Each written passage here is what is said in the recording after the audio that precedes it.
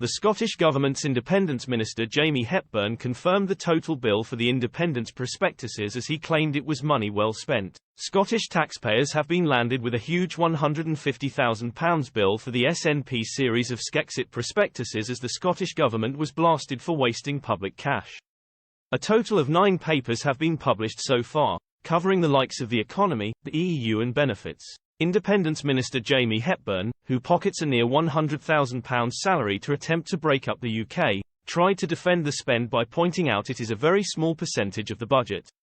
However, he was told that he was wasting money on propaganda papers. The Building a New Scotland series of publications was launched by Nicola Sturgeon in 2022 as she attempted to force the UK government to give her a new referendum.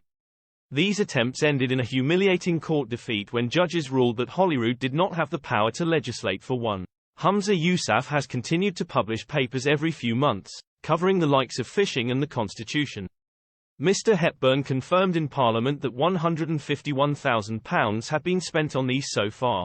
Scottish Tory MSP Douglas Lumsden hit out at this cost, calling it a complete waste of taxpayer money when the propaganda papers failed to answer any key questions about currency, fiscal framework and pensions.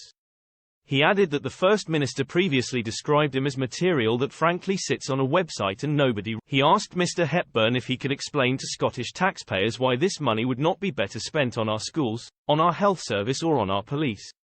Scottish Labour Constitution spokesman Neil Bibby quoted former Government Minister Alex Neil in his criticism of the costs as he said that the SNP has abandoned any pretense of trying to get independence anytime soon. He added, "How is the Scottish Government justifying the costs involved in these white papers and hope to build a consensus around this independence strategy as set out in the white paper when it can't achieve that consensus within its own party?" SNP MSP Jackie Dunbar tried to shoehorn in a question to help save the executive's face as she attempted to ask if Mr Hepburn could provide an update on how the United Kingdom's GDP per capita compares to that of the comparator countries used in the Building a New Scotland, but Deputy Speaker Annabel Ewing stepped in to rebuke her nationalist colleague as she detailed that this was a bit wide of the question which she had originally submitted, and stopped the question from being answered. Mr Hepburn confirmed that the overall cost of the 9 papers was £151,657.40 and claimed that this represented about 0.00025% of the overall Scottish budget.